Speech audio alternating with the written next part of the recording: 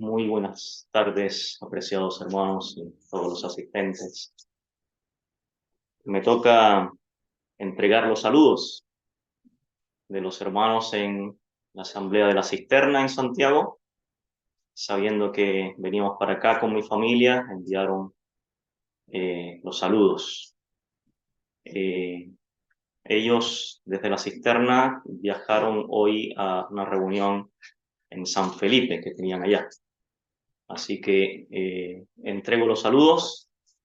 Y aprovecho también de saludarles a cada uno de ustedes, porque a la mayoría no alcancé a saludarles. Muy bien, vamos a buscar en la palabra del Señor, en la epístola del apóstol Pablo a los Filipenses.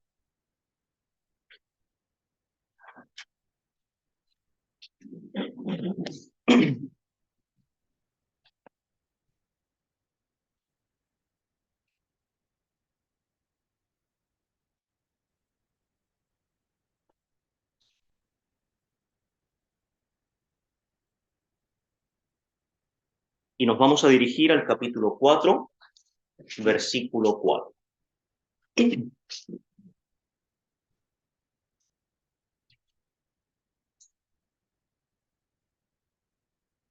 Filipenses capítulo 4, versículo 4, dice la palabra de Dios: regocijaos en el Señor siempre.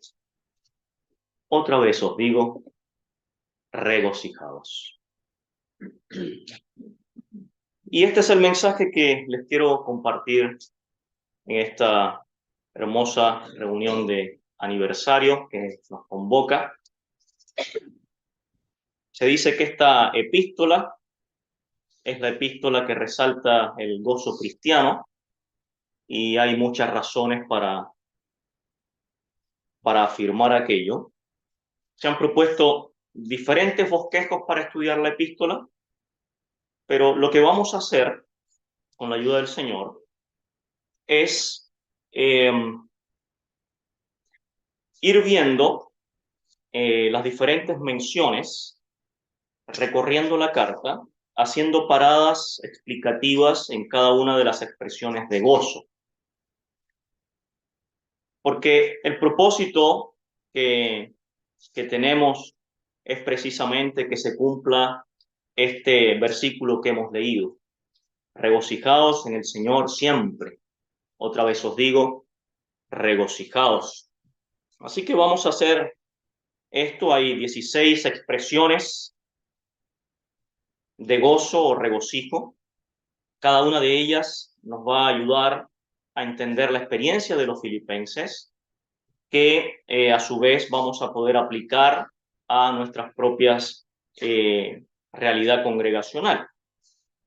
Y lo vamos a ver de una manera muy sencilla. Hay 12 características de una iglesia gozosa que me gustaría compartir, y desde ya se las voy a mencionar para que podamos tener este sencillo bosquejo que nos ayude a orientarnos en la lectura de la epístola. 12 características de una iglesia gozosa. En primer lugar están las oraciones con gozo. En segundo lugar, el gozo en el Evangelio. En tercer lugar, el gozo por la enseñanza doctrinal. El cuarto punto es el gozo por la unidad de la iglesia. En quinto lugar, el gozo por la labor sacrificada. En sexto lugar, el gozo por la gloria que nos espera, o más bien el gozo de la esperanza, podríamos mencionar. En séptimo lugar, tenemos el gozo por la recuperación de un hermano. ¿Cuánto gozo hay? Ustedes lo han experimentado, y cada uno de nosotros en nuestras asambleas. En punto número 8 que vamos a ver es el gozo al recibir a los hermanos, y muy particular el gozo al recibir a un hermano muy estimado. Pero en general vamos a ver esto: cuánto gozo hay en recibir a los hermanos. Punto número 9 de una iglesia gozosa: el gozo por la enseñanza segura. En décimo lugar, vamos a ver el gozo permanente en el Señor. Y finalmente, número 12, el gozo por el cuidado que los hermanos tienen para con nosotros de manera muy personal. Así que esta es como el bosquejo, la idea de lo que queremos compartir. Y hermanos, de todo corazón, esto es algo que el Espíritu puso en mí, el deseo de que ustedes puedan ser así de gozosos, una iglesia gozosa, de manera eh, hermosa, que podamos disfrutar de esto que es un deseo del Señor para la iglesia, un deseo del Señor para los hermanos congregados, para con cada uno de los creyentes, y que nuestras asambleas sean sinceramente y realmente asambleas llenas de gozo del Señor. Y nos vamos a dar cuenta que, en primer lugar, el gozo no es simplemente una expresión emocional, porque podríamos estar realmente abatidos por muchas circunstancias, pero aún permaneciendo el gozo del Señor en los creyentes. Así que, bueno, dicho esto, vamos a ir paso por paso con la ayuda del Señor. Y en primer lugar, vamos a leer en el capítulo 1, versículo 3. Capítulo 1, versículo 3.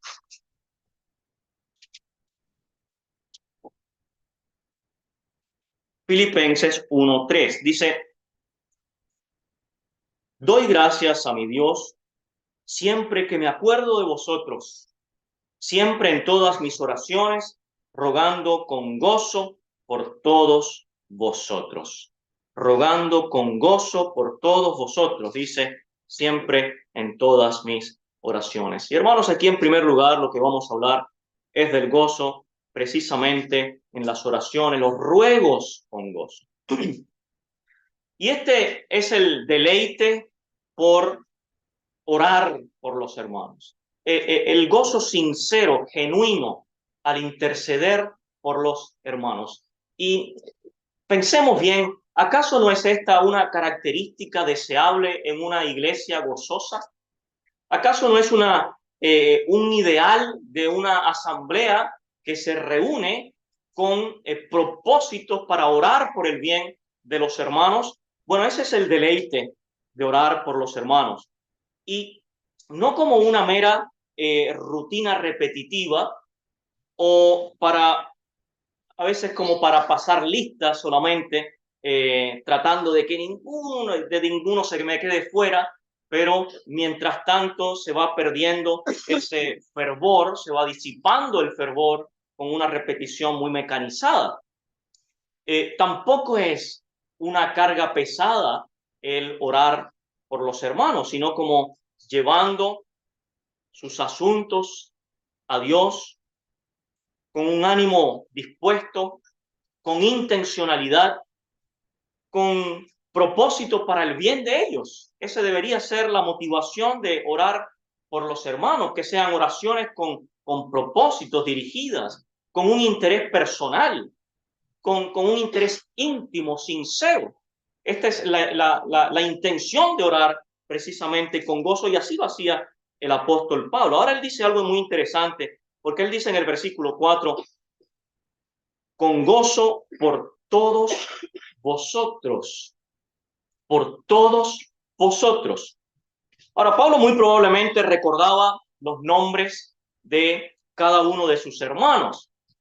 Debemos decir que hay algunos que tienen una mente prodigiosa, hay algunos hermanos que van y van a distintos lugares y después vienen con todos los nombres en sus mentes y se acuerdan de la señora que estaba por allá sentada que me contó tal cosa y de esta otra persona, y se acuerdan de sus nombres y del nombre del hijo que pidió oración por tal persona, y tienen una mente prodigiosa. Bueno, otros de nosotros no tenemos tanta memoria, ¿verdad? Pero lo que sí es cierto, lo que está mencionando el apóstol, es que hay un interés sincero, hay una preocupación cierta, hay una ocupación consciente, determinada, con propósito para orar por cada uno de los hermanos y por cada una de sus situaciones. Y él dice ahí, por todos vosotros. Ahora, no sabemos si el carcelero seguía vivo, pero ciertamente él tiene en su mente, en su corazón, toda aquella familia. ¿Y qué decir de Lidia, la hospedadora, y su casa que servía para reunión, la iglesia ahí en su casa? Y cada una de esas personas venían en el corazón del apóstol en oración al Señor. Y Pablo oraba con propósitos espirituales para el bien de los filipenses. Tenemos aquí al menos en estos primeros versículos, al menos 4 propósitos en la oración del apóstol. En primer lugar, en el versículo 5, él ora por su comunión en el Evangelio, por su comunión en el Evangelio. Bueno, ¿y qué quiere decir eso? Una oración por la comunión en el Evangelio. Bueno, la comunión allí puede incluir muchas cosas. ¿Cómo tener comunión en el Evangelio?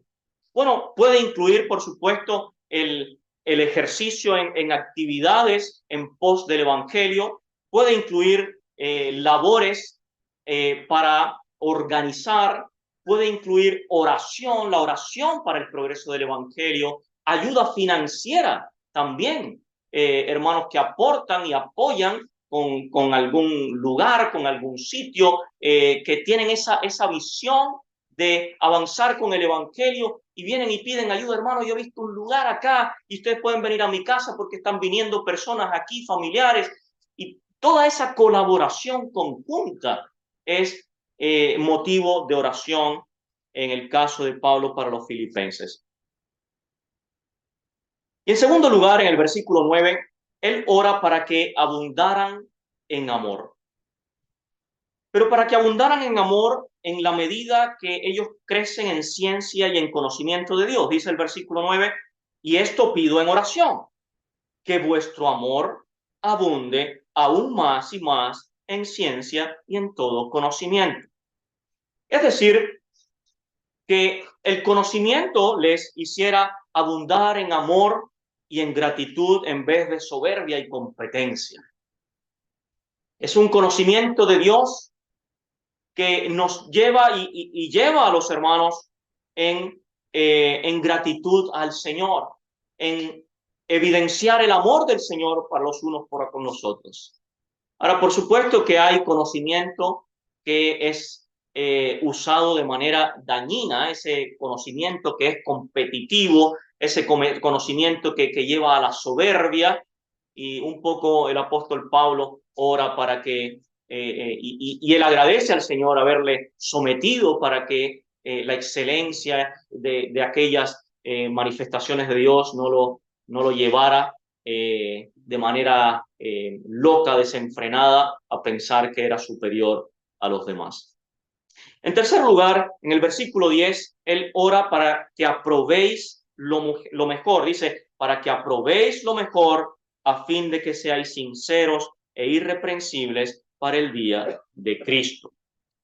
Bueno, ¿qué pasa? Y vamos a leerlo después más adelante, que había personas que no vivían realmente en el amor y el temor de Dios. Habían personas que no eran sinceros en su amor por el Evangelio, no eran sinceros por el amor hacia los hermanos, y evidentemente acá se menciona el día del Señor. Por lo tanto, ellos no pasarán la prueba del escrutinio del Señor cuando evalúe y juzgue las obras de los creyentes. Pero el creyente sincero e irreprensible que ama al Señor pasará la prueba en el día de Cristo. Y fijémonos que el apóstol Pablo está preocupado de aquello. Él está consciente de que todo creyente va a estar ahí en el día de Cristo. Y él está preocupado realmente de que cada uno, sin excepción, podamos pasar aquella prueba. Y por eso dice ahí, para que aprobéis lo mejor, a fin de que seáis sinceros e irreprensibles para el día de Cristo. Y luego en el versículo 11, él ora para que sean llenos del Espíritu Santo. Dice allí, llenos de frutos de justicia, que son por medio de Jesucristo, para gloria y alabanza de Dios. Y ahí realmente está hablando de esta llenura del Espíritu Santo, llenos de frutos de justicia, dice ahí. Hay un texto en Efesios 5:9 que dice, porque el fruto del Espíritu es en toda bondad, justicia y verdad. Es el fruto del Espíritu, el fruto en la justicia de Dios en el creyente. Así que, en primer lugar, para un motivo, una característica de una iglesia gozosa, de una congregación de creyentes gozosos, es precisamente oración con gozo, intercesión específica, con propósito, con ánimo pronto, con interés genuino, con una cercanía íntima, personal. Ahora, ¿cómo podemos tener una cercanía íntima y personal? Porque yo no puedo entrar hasta su casa cada vez que yo quiera y compartir con usted dentro de su casa con su realidad. Pero hermanos, ¿saben qué? En la medida que oramos por los hermanos de manera personal, por su realidad específica, por la situación en su hogar, por sus necesidades materiales, por sus necesidades de salud, lo que estamos haciendo es entrar en la intimidad de ese hermano. Lo que estamos haciendo es entrar en la realidad de ese hermano.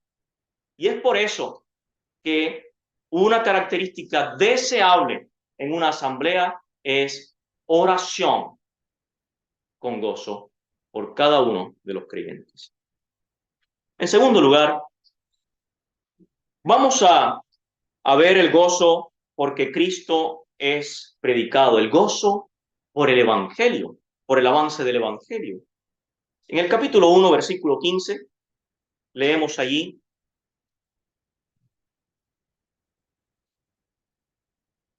algunos, a la verdad, predican a Cristo por envidia y contienda, pero otros de buena voluntad.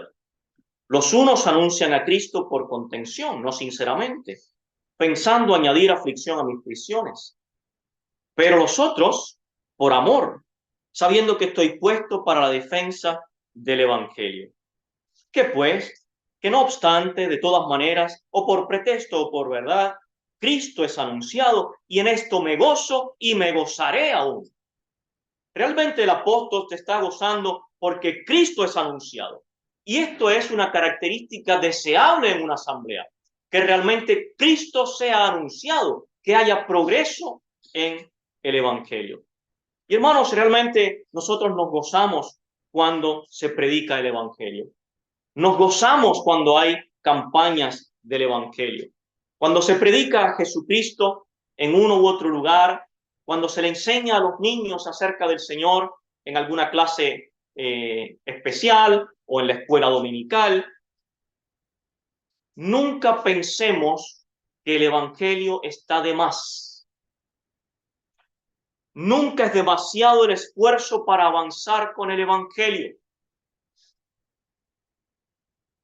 Dice el versículo 12, quiero que sepáis, hermanos, que las cosas que me han sucedido han redundado más bien para el progreso del Evangelio. Él está viendo cada oportunidad, aún una situación no deseable, como en el caso del apóstol que estaba encarcelado en Roma. Aún allí, él dice, él ve la oportunidad para progresar en el Evangelio.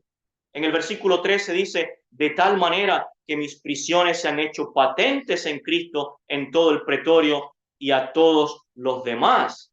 Y la mayoría de los hermanos, cobrando ánimo en el Señor con mis prisiones, se atreven mucho más a hablar la palabra sin temor. Claro, el apóstol estaba prisionero. Los creyentes habían tomado quizás una actitud más pasiva respecto de exponerse por el Evangelio. Ya hemos escuchado de la realidad, sobre todo en Roma, que había mucha persecución. Probablemente los hermanos estaban tomando esta posición un poco más escondida para no exponerse, Pero ahora ellos, a causa de las prisiones del apóstol, dice allí, la mayoría de los hermanos, cobrando ánimo en el Señor con mis prisiones, se atreven mucho más a hablar la palabra sin temor, sin temor. Así que, hermanos, nunca es demasiado el esfuerzo para avanzar con el Evangelio. ¿Cómo no animarnos si sabemos que hay gozo en los cielos delante de los ángeles de Dios por un pecador que se arrepiente, por un pecador?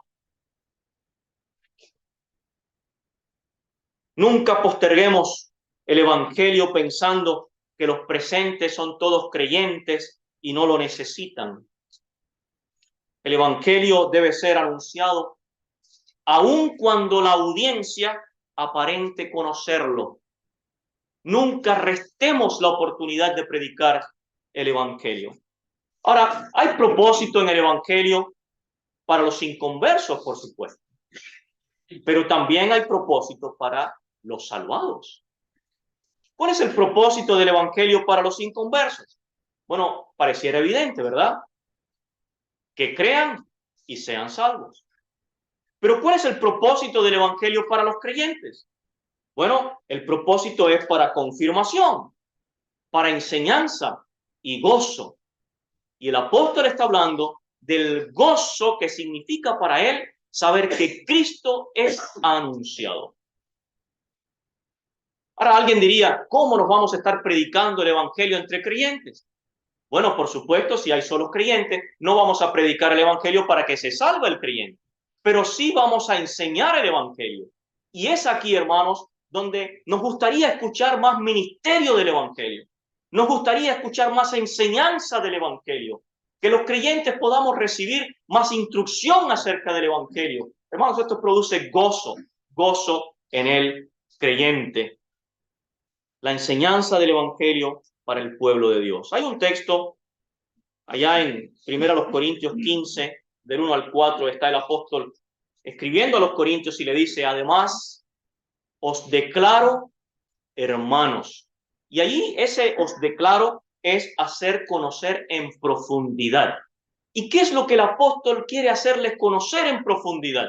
Bueno, él les dice, además os declaro hermanos, el evangelio que os he predicado, el cual también recibisteis, en el cual también perseveráis, por el cual asimismo, si retenéis la palabra que os he predicado, sois salvos, si no creísteis en vano.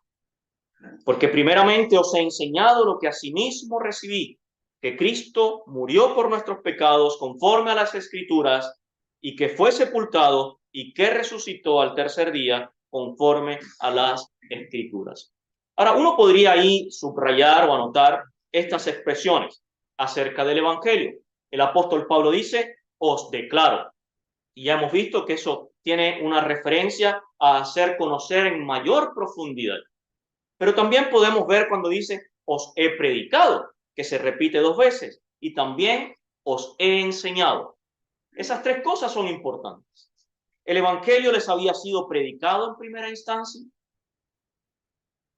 Luego el Evangelio les había sido enseñado.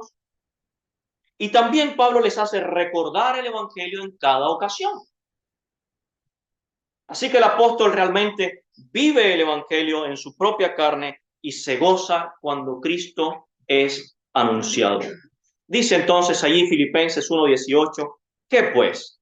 Que no obstante, de todas maneras o por pretexto o por verdad, Cristo es anunciado y en esto me gozo y me gozaré aún. Me gozaré aún. Ahora, hermanos, respecto del Evangelio, debemos saber que el Evangelio no es simplemente un mensaje. El Evangelio es una persona. El Evangelio es la persona del Señor Jesucristo, el Hijo de Dios. Él es la buena noticia para el ser humano.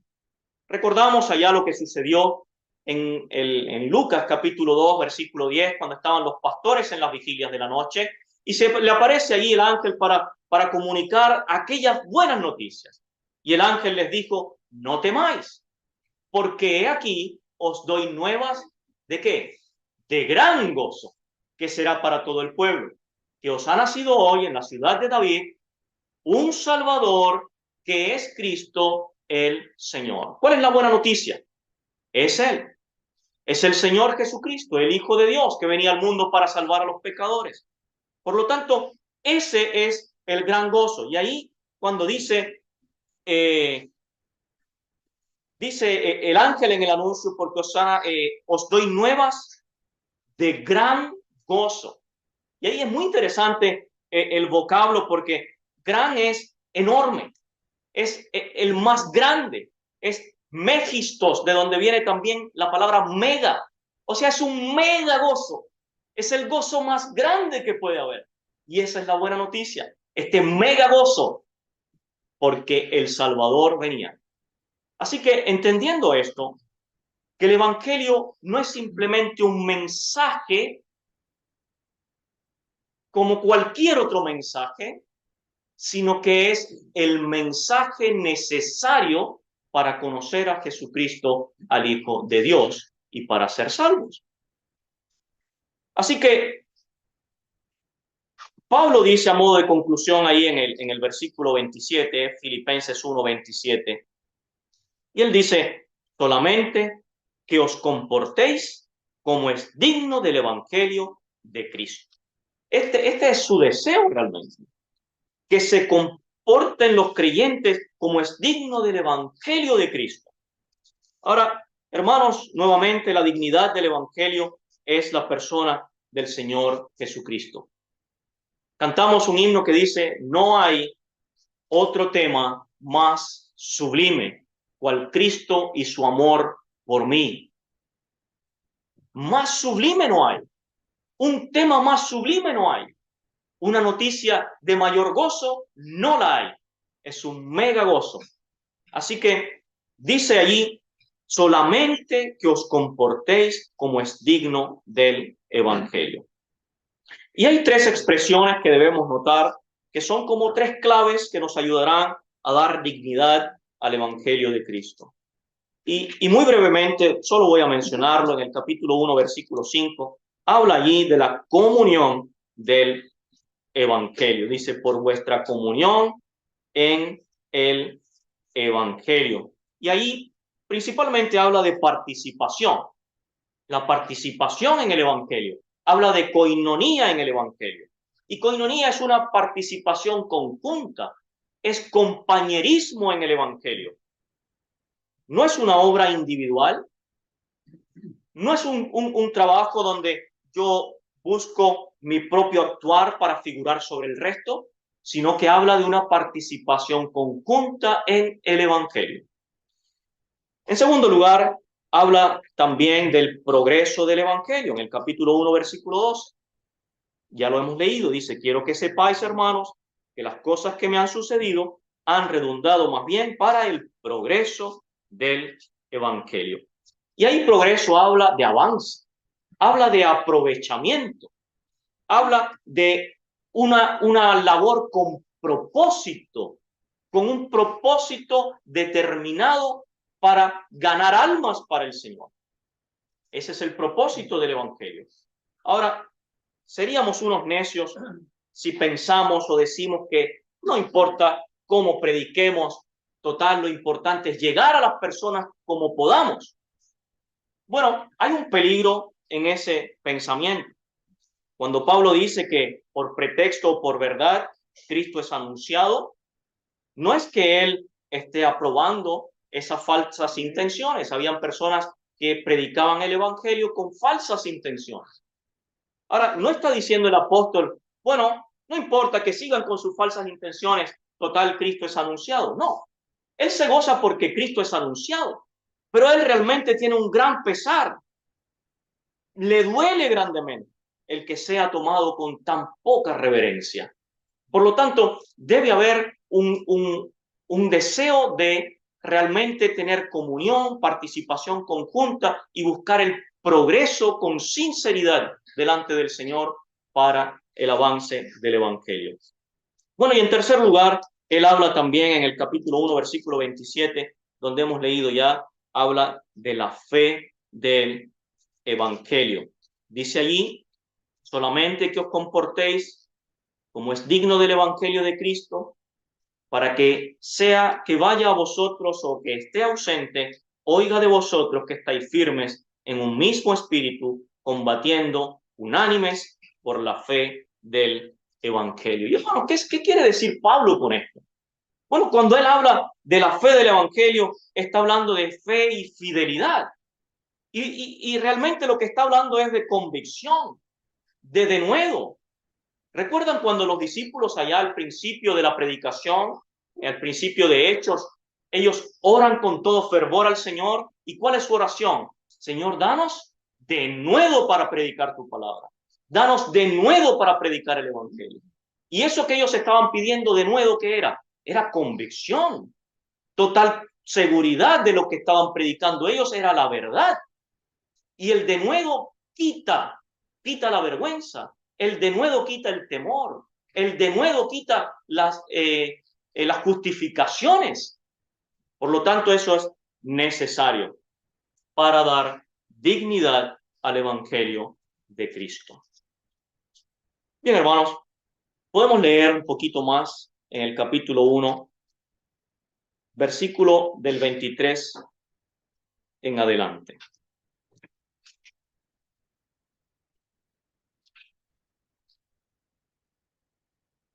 Dice allí, porque de ambas cosas estoy puesto en estrecho, teniendo deseo de partir y estar con Cristo, lo cual es muchísimo mejor. Pero quedar en la carne es más necesario por causa de vosotros. Y confiado en esto, sé que quedaré, que aún permaneceré con todos vosotros. Y mira lo que dice, ¿para qué? Para vuestro provecho y gozo de la fe. Para vuestro provecho y gozo de la fe, para que abunde vuestra gloria de mí en Cristo Jesús por mi presencia otra vez entre vosotros. Muy bien, recordemos que estas son características deseables para una iglesia gozosa. Hemos hablado entonces de esta primera característica hermosa que es oraciones con gozo, con propósito. Y también el gozo por el progreso del Evangelio. Pero aquí tenemos en tercer lugar el gozo de la fe, el gozo de la fe.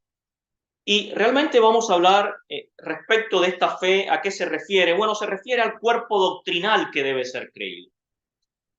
Pablo está seguro de que por esta ocasión quedaría aún entre ellos. Él lo menciona una y otra vez.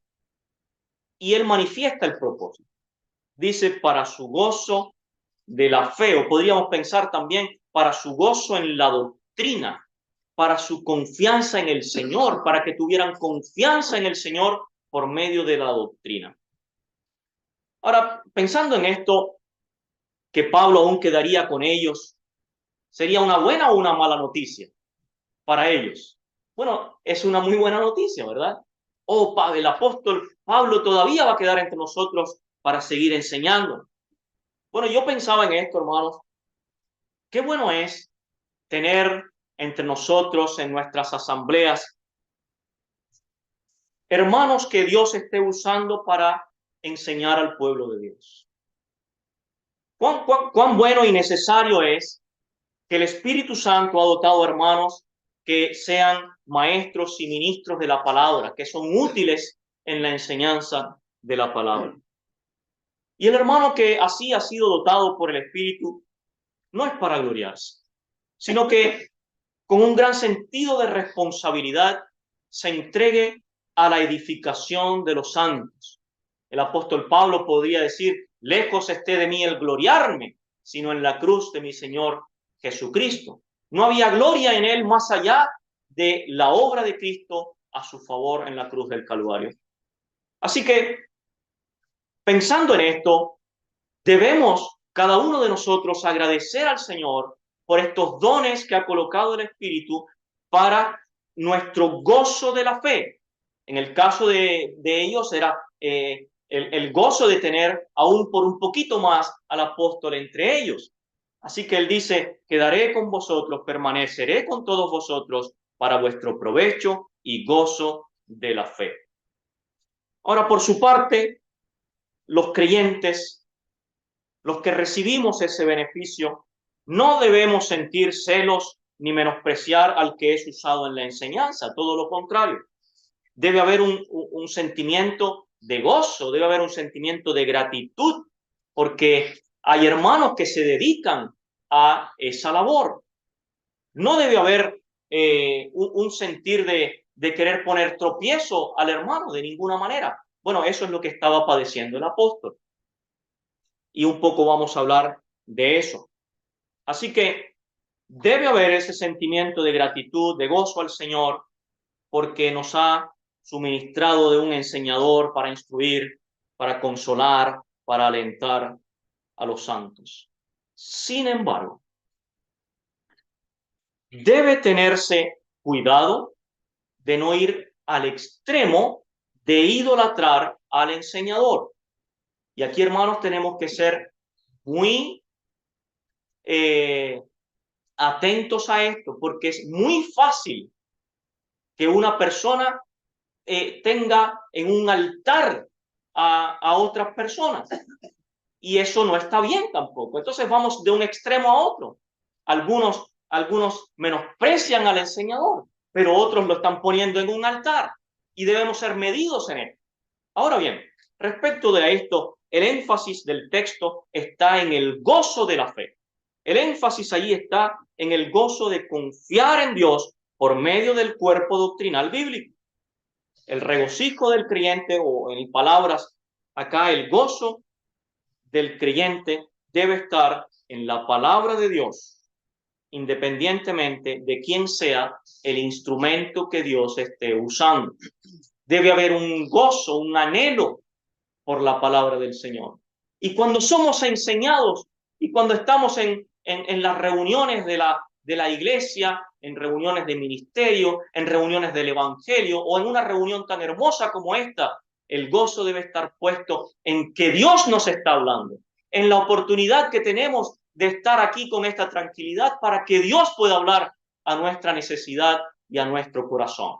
Así que ese debe ser el motivo de gozo y de gratitud al Señor. Cuando se pone la mirada en el instrumento, lo que ocurre es lo que Pablo muy sentidamente está denunciando. ¿Qué pasaba allí? Bueno, que algunos predicaban por contención, no sinceramente. Y fíjese cuál era el propósito de predicar de esa manera. Dice, pensando añadir aflicción al apóstol. O sea, el propósito de aquello era añadir aflicción al apóstol Pablo. ¿Y por qué querían eso? Bueno, porque no habían entendido que la palabra es de Dios y que el que hace la obra es Dios.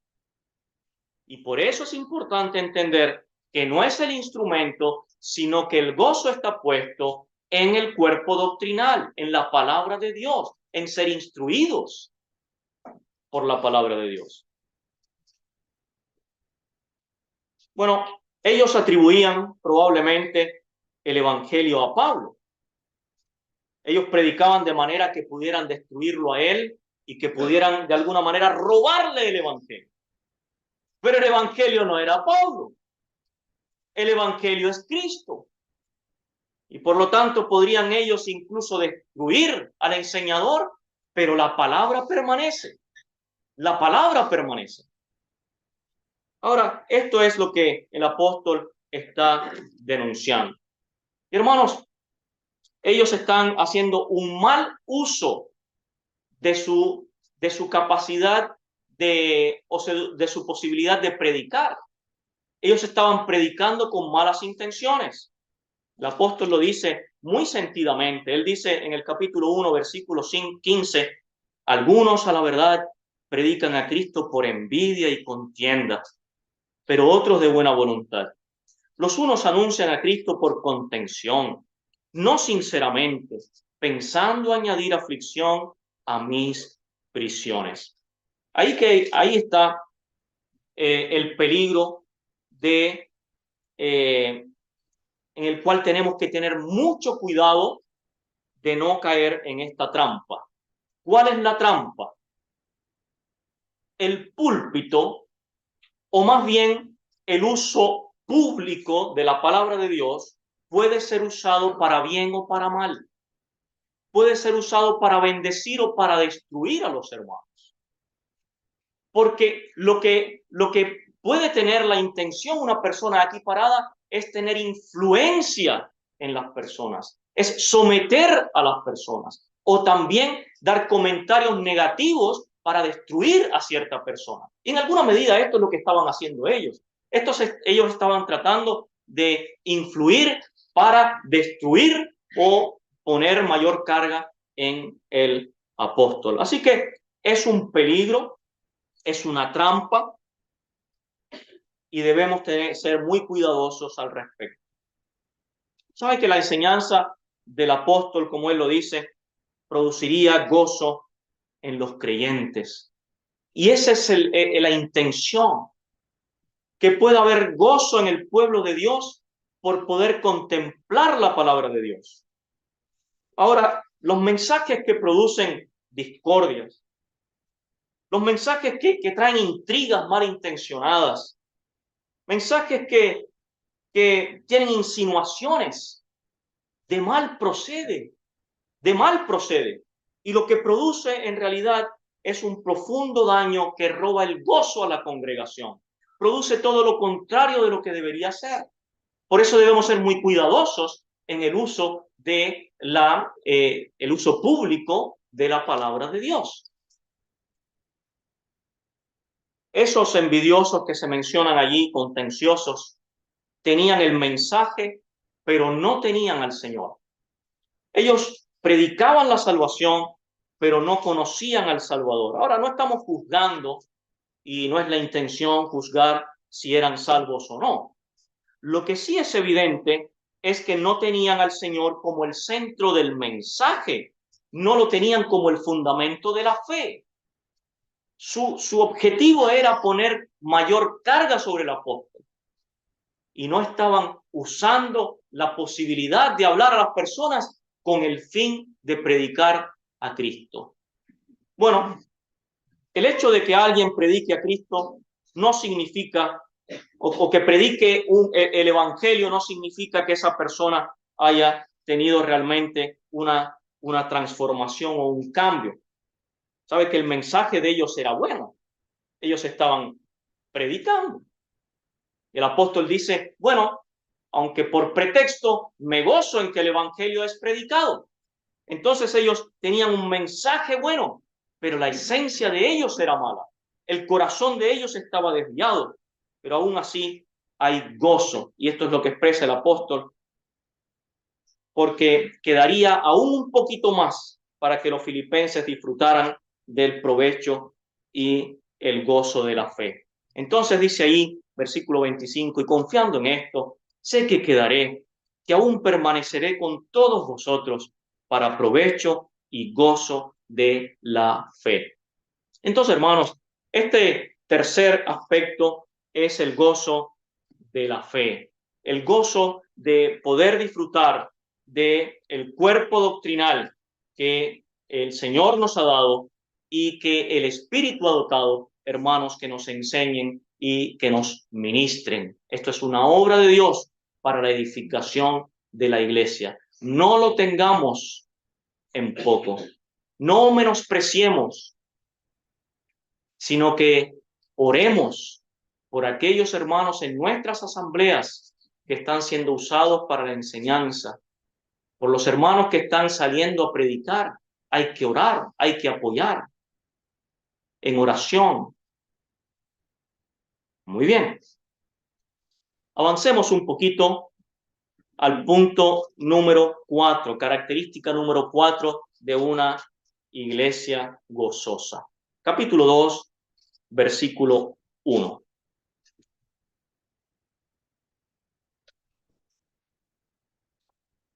Por tanto, si hay alguna consolación en Cristo, si algún consuelo de amor, si alguna comunión del Espíritu, si algún afecto entrañable, si alguna misericordia, completad mi gozo sintiendo lo mismo, teniendo el mismo amor, unánimes, sintiendo una misma cosa. Muy bien, lo que vamos a hablar acá es del gozo por la unidad, el gozo por la unidad del amor o en un mismo sentir, en palabras del apóstol. Ahora, probablemente esto se ha dicho una u otra vez, pero no está de más recordarlo. Ser de un mismo sentir significa tener la mente de Cristo. No implica de ningún modo que seamos todos iguales, porque no lo somos. No podemos pretender ser todos iguales. Ahora, ¿de qué está hablando el apóstol aquí? Cuando dice ahí, completad mi gozo sintiendo lo mismo, teniendo el mismo amor, unánimes, sintiendo una misma cosa. Aquí esos cuatro aspectos nos hablan de la unidad del amor. Bueno, no podemos pretender pensar y actuar todos de la misma manera. Eso no sería motivo de gozo. De ninguna manera. No sería motivo de gozo si andamos todos como maquinitas, todos como pensando la misma cosa, sin nadie que aporte, sin nadie que sea de bendición y con ideas para poder aportar para el bien de los hermanos. Bueno, aquí habla un poquito de eso, un poco de la unidad en estos cuatro aspectos. Principalmente dice sintiendo lo mismo, luego dice teniendo el mismo amor, luego dice unánimes, una misma mente, y luego dice sintiendo una misma cosa. Ahora, lo que sí es de gozo es el hecho de que, aunque seamos personas tan diferentes, podamos estar unidos en un mismo sentir. Eso sí es motivo de gozo. Y podemos darnos cuenta en nuestra propia experiencia particular. Es muy grato estar con personas cuando hay acuerdo, pero qué triste es cuando hay desacuerdos, en todo aspecto, laboral, familiar, en todo aspecto. Es desgastante, desanimador, desalentador, cuando nunca hay acuerdo. Pero por el contrario, ¿cuánto gozo hay cuando hay acuerdo, cuando hay cosas en común, cuando hay un pensamiento con un propósito común? Y por eso habla aquí de este gozo.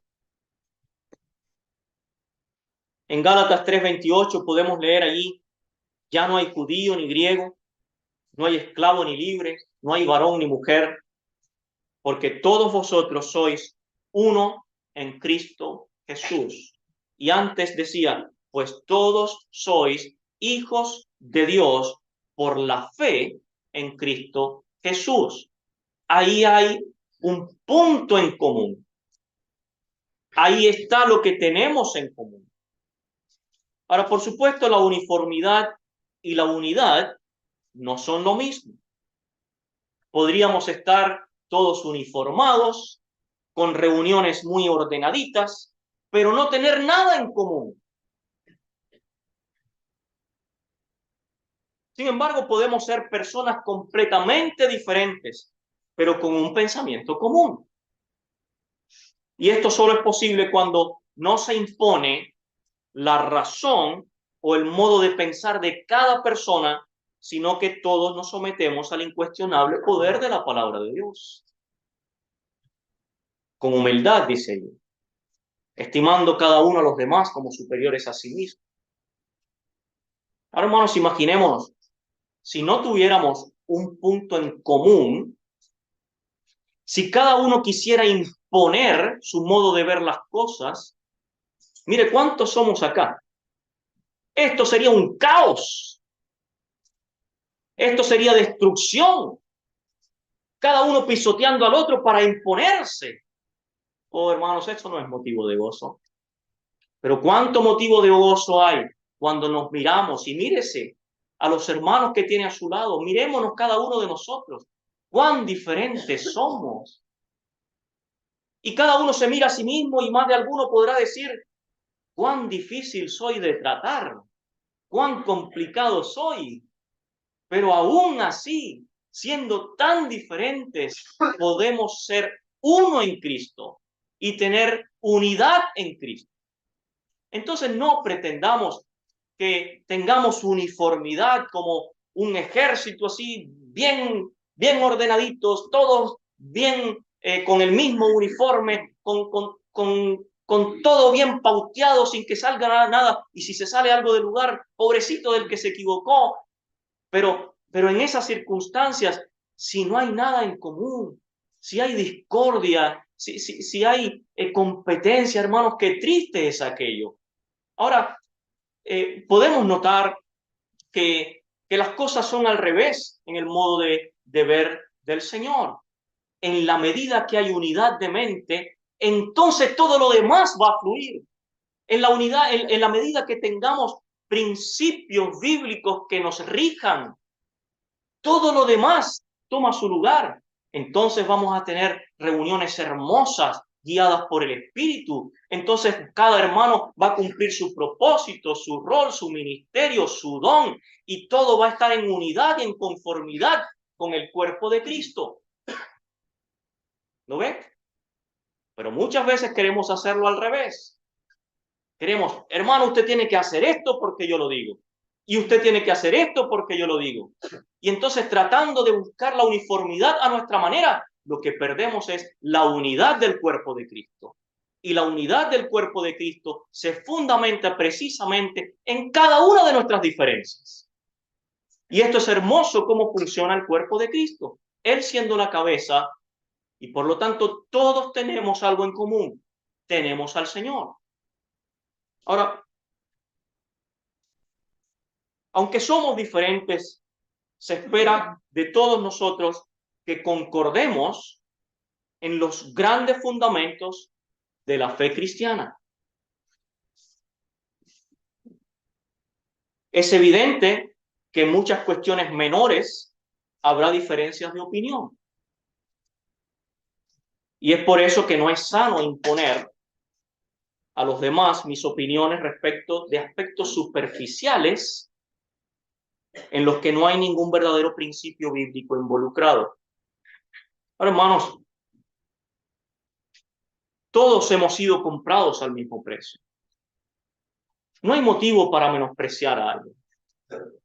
Todos hemos sido comprados al precio de la sangre de Cristo. No hay entre nosotros alguno que valga más que otro. Todos significamos lo mismo en el corazón de Dios. Y la sangre de Jesucristo, su Hijo, fue derramada para salvarnos a todos de la misma manera. Por lo tanto, no hay alguien que pueda decir, yo valgo más, soy de mayor valor. Y este es el principio de la unidad. No podemos pensar que somos mayores o más importantes, pero sí todos, a todos Dios nos ha otorgado la misma dignidad. ¿Y cuál es la dignidad que compartimos?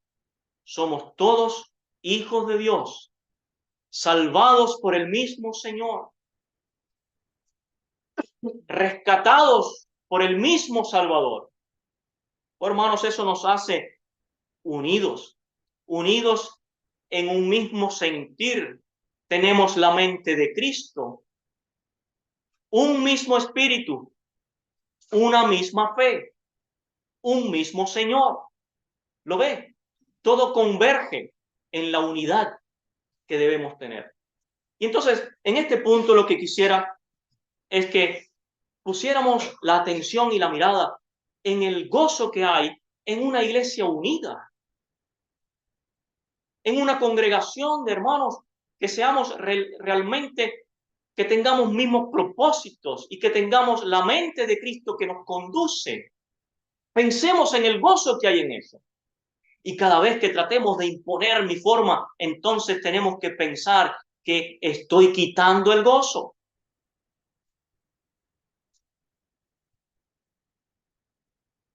Ahora, por supuesto, aquí hay mucho que debatir. Porque alguno dirá, hermano, pero en este asunto yo sí que soy firme. Y el otro va a decir, no, pero es que en esto yo no puedo transar y aquí yo soy intransigente. Pero por eso no podemos irnos por las ramas.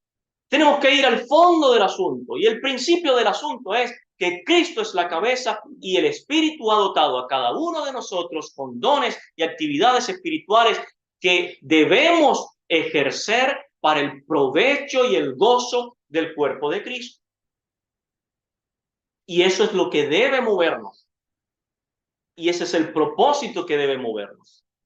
Lo que esté fuera de eso, hermanos, piensen, va a quitar el gozo. Va a quitar el gozo. Dice aquí, y confío en esto, versículo 25 hemos leído. En el 2:2, dice, completad mi gozo, sintiendo lo mismo, teniendo el mismo amor, unánimes, sintiendo una misma cosa.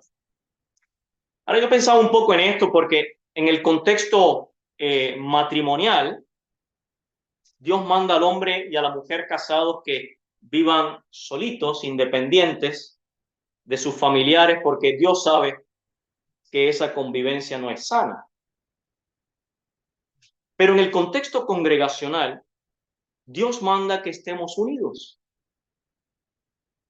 en comunión hermanable, sin contienda, sin vanagloria, antes bien con humildad, estimando cada uno a los demás como superiores a sí mismo, no mirando cada uno por lo suyo propio, sino cada cual también por lo de los otros. Y nos gusta ese texto en Salmos 133:1. Mirad cuán bueno y cuán delicioso es habitar los hermanos juntos en armonía. Hermano, procúrelo, deséelo, ore por eso y compórtese de tal manera que el Señor le pueda usar a usted para guardar y preservar la unidad en el cuerpo de Cristo. Propóngase eso delante del Señor para que sea realmente de bendición. Muy bien, vamos a dejarlo hasta aquí, hasta el momento, y esperamos que el Señor bendiga su palabra.